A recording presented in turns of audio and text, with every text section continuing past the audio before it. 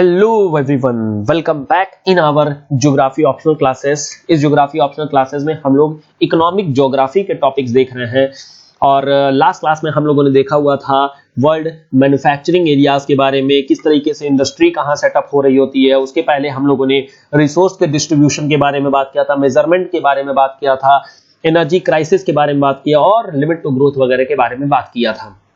आगे बढ़ते हैं और हमारा मैन्युफैक्चरिंग रीजन के बारे में बात करेंगे। हम लोग मैन्युफैक्चरिंग जोन्स के बारे में बात करेंगे। बढ़ने से पहले छोटी सी इंफॉर्मेशन कि ये हमारे कॉन्टैक्ट डिटेल्स हैं जहां पर आप हमें कांटेक्ट कर सकते हैं। इसके अलावा ये जो टेलीग्राम चैनल है आप इसको फटाफट ज्वाइन कर लीजिए, काफी इंपॉर्टेंट होता है। सारी नोटिफिकेशन इसके जरिए आप लोगों तक पहुंच पा रही होती है, प्लस साथ में आपके डाउट्स भी इसी चैनल के थ्रू ले लिए जाते हैं। आगे बढ़ते हैं और हमारा टॉपिक देखते हैं। तो देखिए, अगर हम लोग बात किया जाए मैन्युफैक्चरिंग रीजन के बारे में, तो हम लोगों ने जैसे कि लास्ट क्लास में बात किया ही था कि जहां पर भी इंडस्ट्रीज सेटअप हुई हैं वो इंडस्ट्रीज कुछ कुछ रिक्वायरमेंट्स के साथ डेवलप हुई हैं और इस रिक्वायरमेंट के कारण अपने आप यहां पर मार्केट या तो डेवलप हो जाता है या ट्रांसपोर्ट लिंक डेवलप हो जाती है, जिसके थ्रू ये मार्केट को कनेक्ट कर देता है। यानी कि एक बात हम लोग समझ सकते हैं कि अगर इंडस्ट्री लगती है तो सीधी सी बात है, पूरा का पूरा एरिया हाईली डेंस एरिया बन जाएगा, क्योंकि यहां पर एक तो लेबर भी रहना शुरू कर देगी, छोटा मोटा मार्केट भी डेवलप हो जाएगा, ट्रांसपोर्ट कनेक्टिविटी काफी अच्छी हो जाएगी और अर्बन लिंक हो जाएगा। That is the most important thing. तो इस तरीके से हम लोग बोल सकते हैं कि इस इंडस्ट्रियल सेटअप के जरिए क्लस्टरिंग होना शुरू हो जाएगी, मतलब कि एक बड़ी इंडस्ट्री से छोटी छोटी चीजें यहां पर डेवलप होना शुरू हो जाएंगी और अल्टीमेटली एक इस तरीके का क्लस्टरिंग आपको, सेटलमेंट आपको देखने को मिलेगा, जिस तरीके से हाईली डेंस रीजन की डिफिनीशन आप बोल सकते हैं कि this will be highly dense area. अगर वही बात करते हैं मैन्युफैक्चरिंग रीजन के बारे में, तो देखिए वर्ल्ड में यही नोट किया जाता है कि industrial region is a group of such clusters. Manufacturing industries are highly aggregative. Aggregative का मतलब यही है कि क्लस्टरिंग होना शुरू हो जाती है। क्लियर? कॉमन डिपेंडेंस क्या क्या चीजें होती हैं? What are the common dependence? मतलब किसी भी इंडस्ट्री को डेवलप करने के लिए या फिर एग्रीगेशन के लिए क्या क्या जरूरत पड़ती है? तो वो जरूरत पड़ती है हमें फ्यूल और ट्रांसपोर्ट की। यानी कि इनकी जो मेन जरूरत पड़ती है वो जरूरत पड़ती है आपकी ट्रांसपोर्ट लिंक के लिए। ठीक है, जैसे example automobile sector, automobile industry जो हम लोगों ने देखा ही था लास्ट क्लास में यूएसए की, कि वहां पर वाटरवे की कनेक्टिविटी काफी अच्छी है और साथ में इनको ज्योग्राफिकल कंडीशंस भी काफी अच्छी मिल जाती हैं। जैसे नॉर्थ अटलांटिक ड्रिफ्ट के बारे में हम लोगों ने डिस्कस ही किया था और इससे इनका एक्सपोर्ट काफी ज्यादा प्रमोट हो जाता है, एक्सपोर्ट काफी अच्छा हो जाता है। ठीक है, बाकी रॉ मटेरियल वगैरह अवेलेबिलिटी तो मिली जाती है। तो ये चीजें हम लोगों ने ऑलरेडी डिस्कस कर रखा है। इसके अलावा ऐसा बोला जाता है कि in each the frequency of industrial work diminishes with increasing distance from the urban centre. यानी कि वही है कि इंडस्ट्रियल सेटअप जो हम लोगों ने लगा के रखा हुआ है, ये कितना अच्छे से इस अर्बन नेटवर्क के साथ, मतलब इस अर्बन एरिया के साथ कितना अच्छे से ये कनेक्टेड है, इसी के थ्रू हमारे पूरा का पूरा क्लस्टरिंग डिपेंड करता रहेगा। क्लियर? अगर हम लोग देखा जाए इस मैन्युफैक्चरिंग रीजन के बारे में वर्ल्ड वाइड अगर देखते हैं तो हमारे पास कुछ एरियाज हो जाते हैं जो हाईली इंडस्ट्रियलाइज हैं, कुछ कम इंडस्ट्रियलाइज हैं। जैसे एक ओवरऑल पर्सपेक्टिव अगर देखा जाए तो देखिए ये नॉर्थ अमेरिका का रीजन है, जो north America this is highly industrialised. This is highly industrialised. क्यों इंडस्ट्रियलाइज बहुत ज्यादा है? क्योंकि यहां पर एक तो रॉ मटेरियल भी मिल जाता है, वाटरवे की अवेलेबिलिटी भी मिल जाती है और साथ में यहां पर जो ये नॉर्थ अटलांटिक ड्रिफ्ट है ये काफी अच्छा रोल प्ले कर देता है। क्लियर? मैक्सिको के बारे में बात करें तो देखिए ये बैकवर्ड इकोनॉमी है, एग्रीकल्चरल बेस्ड इकोनॉमी है, तो यहां पर कुछ खास इंडस्ट्रियल सेटअप नहीं होते हैं। साउथ अमेरिका के बारे में बात करें तो ब्राजील देखिए, दिस इज इंडस्ट्रियलाइज्ड। हालांकि उतना ज्यादा इंडस्ट्रियलाइज भी नहीं है क्योंकि ये भी एग्रीकल्चर बेस्ड ही इकोनॉमी हो जाती है। लेकिन यहीं पर अगर बात करते हैं, कुछ कंट्रीज हैं जैसे उरुग्वे हो गया, चिली हो गया, अर्जेंटीना हो गया, these industries are highly developed. मतलब साउथ साइड में जब आप आएंगे तो यहां पर अर्जेंटीना और जो चिली वगैरह है ये हाईली इंडस्ट्रियलाइज सेक्टर में आ जाती है, हाईली इंडस्ट्रियलाइज्ड। क्लियर? तो ये रीजन साउथ का, इनका रीजन हाईली इंडस्ट्रियलाइज इनका हो जाता है। बाकी हम लोगों ने देखा कि हाईली इंडस्ट्रियलाइज ये वाला रीजन है। इसके अलावा अगर यूरोप में देखा जाए तो यहां पर ब्रिटेन जो है हमारी, ये भी हाईली इंडस्ट्रियलाइज रीजन में आ जाती है और इनफैक्ट फ्रांस भी आ जाती है, जर्मनी भी आ जाती है। तो मेनली ये रीजन के बारे में बात करें, this region is highly industrialised. ये हाईली इंडस्ट्रियलाइज्ड रीजन में आ जाता है। अगर हम लोग बात करते हैं अफ्रीका में तो this is basically agriculture based economy और हालांकि यहां पर क्या है, दिस इज लीस्ट डेवलप्ड। और लीस्ट डेवलप्ड होने के कारण से ही यहाँ पर जो इंडस्ट्रियल सेटअप है वो कुछ खास नहीं है। थोड़े मोड़े जो भी पाए जाते हैं वो पाए जाते हैं हमारे साउथ अफ्रीका के रीजन में, यहाँ पर पाए जाते हैं। दिस इज इंडस्ट्रियलाइज्ड रीजन, हालांकि यहाँ पर कुछ खास है नहीं यहाँ पर भी। तो again this is least developed, और यहाँ पर हम लोग बात भी नहीं करेंगे इंडस्ट्रियल रीजन की, क्योंकि यहाँ पर कुछ खास रीजन भी नहीं है। अगर हम लोग बात करते हैं ऑस्ट्रेलिया की, तो ऑस्ट्रेलिया पे जितने भी हमारे ये साउथ ईस्ट के साइड की रीजन है, दिस वाला रीजन है साउथ ईस्ट का रीजन, दिस इज इंडस्ट्रियलाइज, मतलब यहाँ पर अच्छा खासा एरियाज मिल जाते हैं। जैसे आपको सिडनी मिल जाएगा, मेलबोर्न मिल जाएगा, एडले मिल जाएगा, मरे डार्लिन बेसिन, ये वाला जो रीजन है ये काफी ज्यादा इंडस्ट्रियलाइज आपको मिल जाएगा। बाकी के जो एरियाज हैं वो, क्योंकि ये पूरा का पूरा एरिया देखिए डेजर्ट है, तो यहाँ पर तो कोई मतलब नहीं है। ये जो क्वींसलैंड का इलाका है ये काफी ज्यादा इंडस्ट्रियलाइज मिलता है, तो ये जो एरियाज इंडस्ट्रियलाइज एरिया मिल जाते हैं। मतलब आप ये बोल सकते हैं कि साउथ ईस्ट का इलाका एंड ईस्टर्न ऑस्ट्रेलिया का इलाका, ये दोनों के दोनों इलाके हमें इंडस्ट्रियलाइज मिल जाते हैं। अगर हम बात करते हैं एशिया की, एशिया में भी हम लोग बेसिकली बात करते हैं हमारे यूएसएसआर या फिर रशिया के बारे में बात करें, तो रशिया में देखिए जो यूरोपियन साइड की एरिया है, मतलब मॉस्को का एरिया हो गया, और जो इधर के मतलब यूक्रेन वगैरह का एरिया हो गया, ये हाईली इंडस्ट्रियलाइज आ जाता है जो यूरोपियन साइड में है। तो this is also highly industrialise. अब क्यों इसका ईस्टर्न साइड क्यों नहीं है? क्योंकि ये एरिया बेसिकली साइबेरियन जोन में आ जाता है, ये आ जाता है साइबेरियन जोन में, और यहाँ पर जो जितने भी सिटीज हैं, अर्बन एरियाज हैं, वो कनेक्ट हो जाते हैं ट्रांस साइबेरियन रेल नेटवर्क के थ्रू। तो यहाँ पर कुछ खास जरूरत भी नहीं पड़ती है, यहाँ से लोग कनेक्ट हो जाते हैं, तो यहाँ पर कुछ खास एरियाज नहीं, यहाँ पर एग्रीकल्चर बेस्ड ही इकोनॉमी हो जाती है। तो इधर जो एरियाज है वो एग्रीकल्चरल बेस्ड इकोनॉमी है। लेकिन वही बात करते हैं अगर चाइना में, तो चाइना का अगेन जो प्रोविंस है, जो साउथ ईस्ट का, मतलब ये वाले जो प्रोविंसेस है, ये हाईली इंडस्ट्रियलाइज एरियाज में आ जाते हैं। ठीक है, जैसे हांगकांग वगैरह एरिया आ गया, हाईली इंडस्ट्रियलाइज होता है। जापान हाईली इंडस्ट्रियलाइज एरिया है, हाईली इंडस्ट्रियलाइज। बाकी अगर बात करते हैं हमारे इस साउथ के पार्ट में, साउथ एशिया के पार्ट में, मतलब इंडिया वगैरह, पाकिस्तान, अफगानिस्तान, ये सारा का सारा एग्रीकल्चर बेस्ड इकोनॉमी है, और यहाँ पर कुछ खास इंडस्ट्रियलाइजेशन नहीं है, मतलब हल्का फुल्का इंडस्ट्रियलाइजेशन है, वेरी लीस्ट इंडस्ट्रियलाइजेशन आप बोल सकते हैं। बाकी के रिस्पेक्ट में कुछ खास यहाँ पर देखने को नहीं मिलता है। तो this is how the whole picture of industrialisation is, जहां पर हम लोगों ने देखा कि वर्ल्ड में किस तरीके की कंट्रीज कैसी इंडस्ट्रियलाइज हो रखी है। अब हम लोग जरा डिटेल में देखना शुरू करते हैं एक एक कंट्री को लेकर के। देखिए, ये मैप आपको याद होना बहुत इंपॉर्टेंट है। मैप आप ड्रॉ करना भी सीख लीजिए, और मैप में आप लोकेट करना भी सीख लीजिए, आपके एग्जाम के लिए बहुत इंपॉर्टेंट होता है। हर एक क्वेश्चन में आपको एक मैप जरूर इंक्लूड करना होता है। ठीक है, अब देखिए आई एम प्लानिंग कि आगे जाकर के जैसे ही हमारा ये सारा टॉपिक खत्म होता है, तो हम लोग एक टेस्ट सीरीज लॉन्च कर सकते हैं। टेस्ट सीरीज में आप जो होता है, आपने जितने भी मतलब प्रैक्टिस वगैरह करनी है, जो कुछ भी कर सकते हैं, वो आप यहाँ पर अपनी मतलब राइटिंग एबिलिटी को एनहांस कर सकते हैं। कुछ तरीके होते हैं जिसके थ्रू मार्क्स को बढ़ाया जाता है, और उस मार्क्स के जरिए आप लोग मतलब देख सकते हैं कि क्या चीज कैसे अपने मार्क्स को ज्यादा से ज्यादा बढ़ाया जा सके इन आवर एग्जामिनेशन। ठीक है, आगे बात करते हैं हम लोग, और जरा एक एक रीजन को लेकर के चलते हैं। जैसे हमारा सबसे पहले आ जाता है नॉर्थ अमेरिका का रीजन। तो नॉर्थ अमेरिका के बारे में अगर देखा जाए, तो यहाँ पर देखिए जो मेन इंडस्ट्रियलाइज एरियाज हैं वो है यूएसए और कनाडा। और यूएस में भी अगर बात किया जाए, तो देखिए मैंने आप लोग को बताया था, यहाँ पर जो ये ग्रेट लेक्स वाला रीजन है, ये रीजन हाईली इंडस्ट्रियलाइज है। और ये आपकी देखिए रिवर है सेंट लॉरेंस रिवर, जो कि कनेक्ट हो रही होती है अटलांटिक ओशियन के साथ में, और इस तरीके से ये एक्सपोर्ट करना शुरू कर देते हैं। मतलब यहाँ पर बेसिकली आपका एक्सपोर्ट ओरिएंटेड इंडस्ट्री सेटअप हो जाती हैं।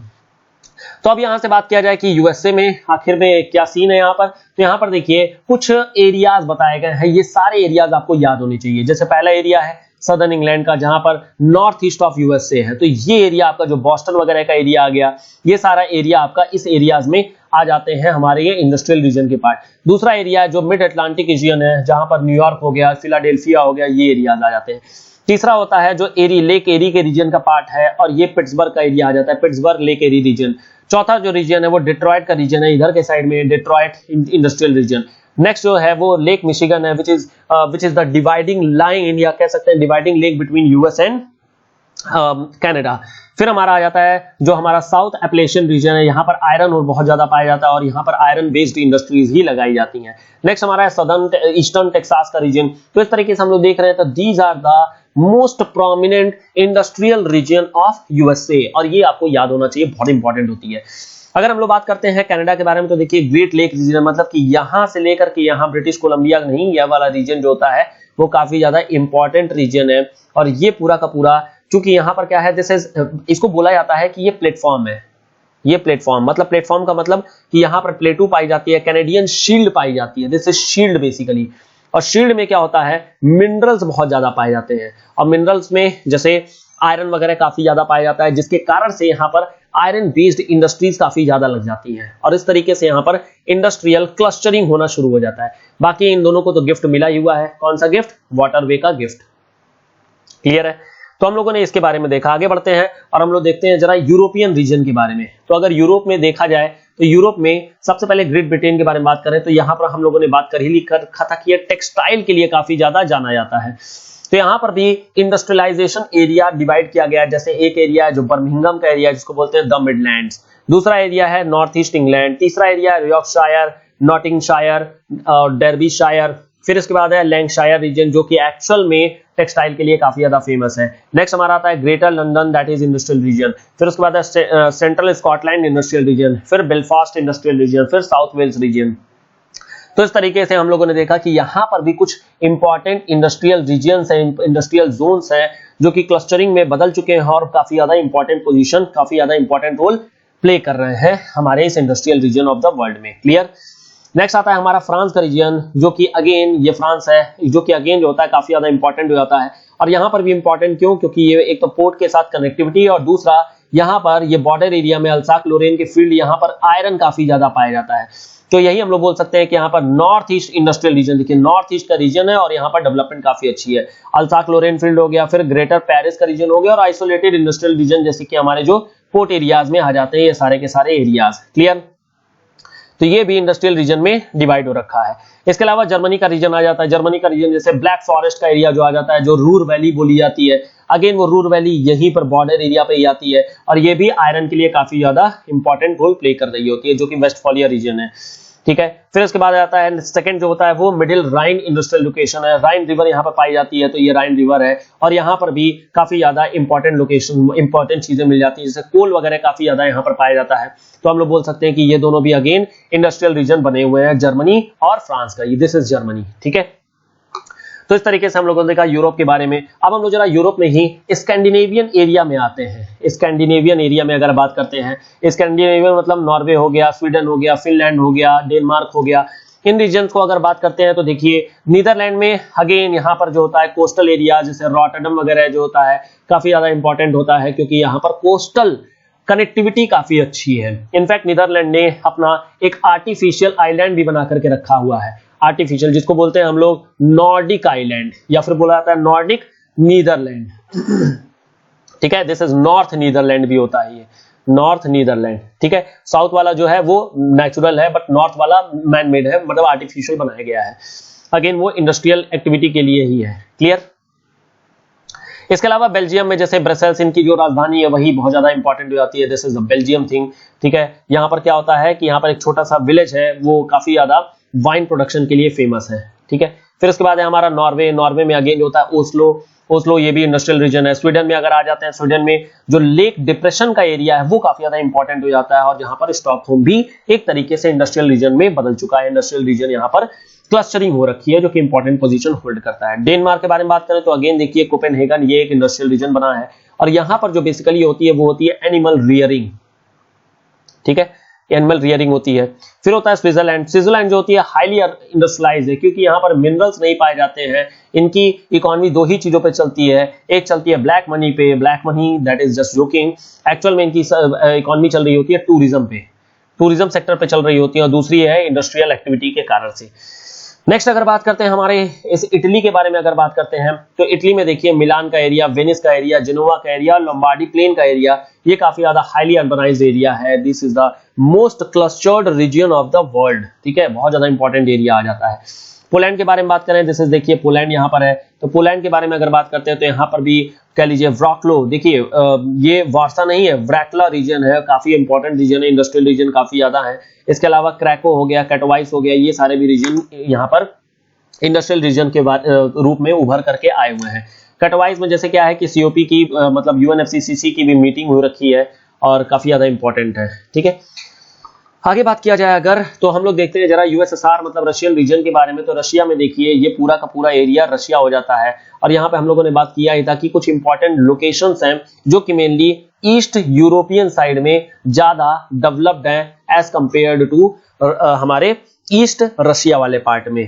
ठीक है, तो ईस्ट रशिया में जो भी रीजन सब एग्रीकल्चर बेस्ड है और वो हमारे ट्रेन के द्वारा कनेक्टेड रहती हैं। अगर बात करते हैं कि यूएसएसआर में यानी रशिया में कौन कौन से एरियाज है इंडस्ट्रियलाइज्ड लोकेशन, देखिए एक इलाका है जिसको मॉस्को गोर्की रीजन बोला जाता है, दिस इज इंडस्ट्रियल रीजन। दूसरा है यूक्रेन इंडस्ट्रियल रीजन, जिसे यहाँ पर काफी ज्यादा मतलब आयरन ओर वगैरह पाया जाता है। इसके अलावा यूराल का रीजन हो गया, Ural industrial region, this is देखिए बीच में यूराल। फिर हो गया कुचबास इंडस्ट्रियल रीजन, फिर अदर आइसोलेटेड रीजन जैसे लेनिनग्राड वगैरह का रीजन जो होता है ये काफी ज्यादा फेमस हो जाता है।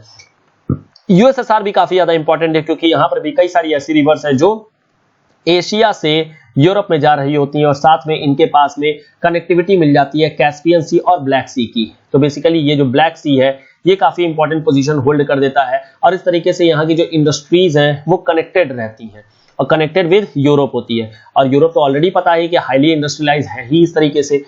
ठीक है, तो ये हम लोग देख रहे हैं कि काफी अच्छा यहाँ पर इंडस्ट्रियल रीजन निकल करके आ रहा है, और ये भी अगेन आपको याद होना चाहिए। अगर आगे बढ़ते हैं हम लोग और थोड़ा सा एशिया के बारे में देखा जाए, तो एशिया में देखिए कुछ इंपॉर्टेंट रीजन हो जाते हैं जो हो जाते हैं, जैसे जापान का रीजन। जापान हाईली इंडस्ट्रियलाइज्ड है क्योंकि यहाँ पर मिनरल्स नहीं पाए जाते और मिनरल केवल और केवल इंपोर्ट कर करके ये उसको डेवलप करता है, अपनी टेक्नोलॉजी के थ्रू डेवलप करता है, और इस तरीके से वो चीजों को मतलब फाइनल गुड्स को एक्सपोर्ट कर रहा होता है। जैसे यहाँ पर एक्सपोर्ट के बारे में बात करें तो देखिए ऑटोमोबाइल सेक्टर काफी ज्यादा यहाँ पर डेवलप हो रखा है। इसके अलावा रोबोट्स या फिर कह लीजिए कि आर्टिफिशियल इंटेलिजेंस ये काफी ज्यादा डेवलप हो रखी है। इसके अलावा चाइना ये भी जो होता है इलेक्ट्रॉनिक्स के लिए काफी ज्यादा जाना जाता है। इसके अलावा कई और भी प्रोडक्ट्स हैं, कई और भी इंडस्ट्रियलाइज्ड रीजन है जिसके कारण से चाइना बहुत ज्यादा जाना जाता है। जापान में अगर बात करें तो देखिए यहाँ पर ये सारे हमारे इंडस्ट्रियल रीजन हो जाते हैं, जैसे किहिन रीजन हो गया, हैंशिन रीजन हो गया, किताक्षु रीजन हो गया। तो ये रीजन्स भी है, थोड़े से नाम टेढ़े मेढ़े हैं लेकिन आपको अगेन ये याद होना चाहिए, इंपॉर्टेंट है। चाइना के बारे में बात करें, देखिए चाइना में भी अलग अलग रीजन्स हैं, जैसे आपका मंचूरिया का रीजन हो गया, तियानजिन बीजिंग का इलाका हो गया, शैंगशी पोर्टू का रीजन हो गया, लोअर शैंगजियांग का रीजन हो गया, वुहान रीजन जहां पे देखिए कोरोना वायरस का आउटब्रेक हुआ था, ये भी रीजन है।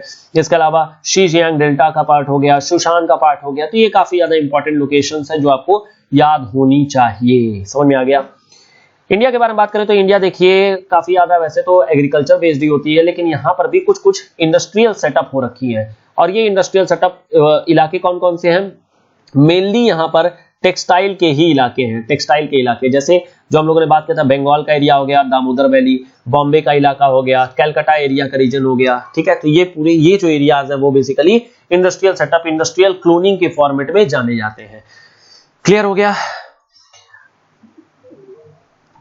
अब देखिए अगर बात करते हैं हम लोग साउथ के एरियाज के लिए, तो साउथ में देखिए हमारे पास कंट्रीज आ जाती हैं, जैसे अर्जेंटीना आ जाती है, चिली आ जाती है, फिर इसके बाद उरुग्वे और ब्राजील का पार्ट आ जाता है। तो ये काफी ज्यादा इंपॉर्टेंट एरियाज हैं जो कि इस तरीके से डेवलप हुई है। अगर वेनेजुएला के बारे में बात करें तो वेनेजुएला जो होती है बेसिकली ओपेक के नेशन में आती थी, अभी नहीं आती है, लेकिन यहाँ पर पेट्रोलियम के बेसिकली जाना जाता है। तो this is petroleum based country है ये।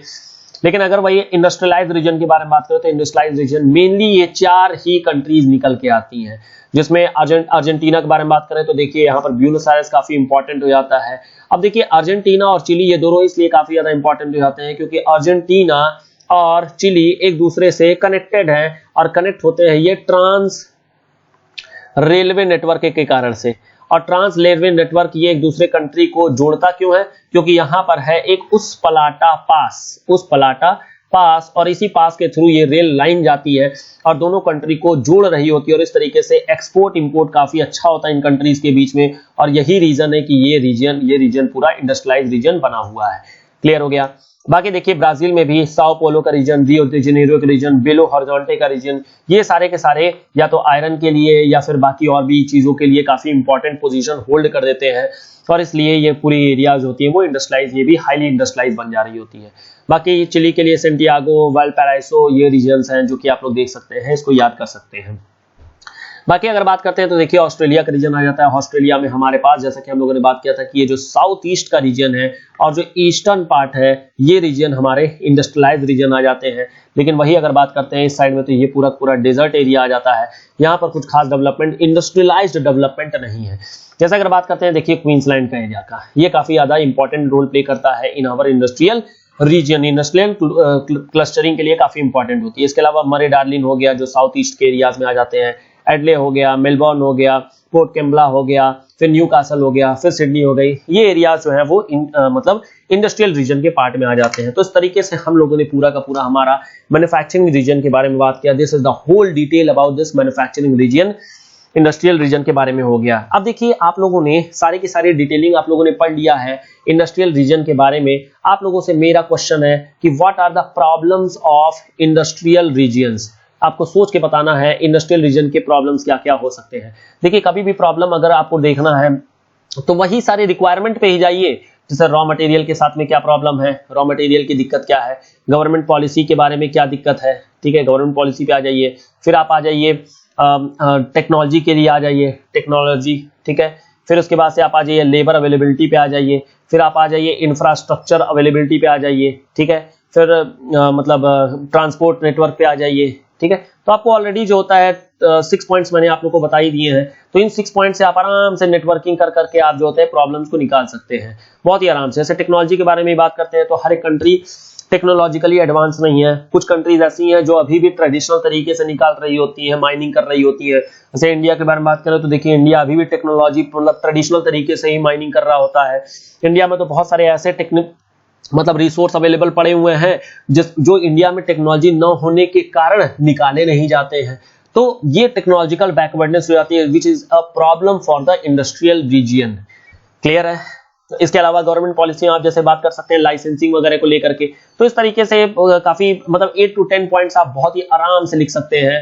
तो आप लोग पॉइंट को लिख करके ईमेल कर सकते हैं मुझे, या फिर आप टेलीग्राम पर पोस्ट कर सकते हैं। तो ये पोस्ट करिएगा, ठीक है, काफी इंपॉर्टेंट है। इस सब चीजों को करते हैं और हम लोग जरा आगे अगले वीडियो में बात करेंगे। और अगले वीडियो में हम लोग बात करेंगे हमारा वर्ल्ड ट्रेड के बारे में।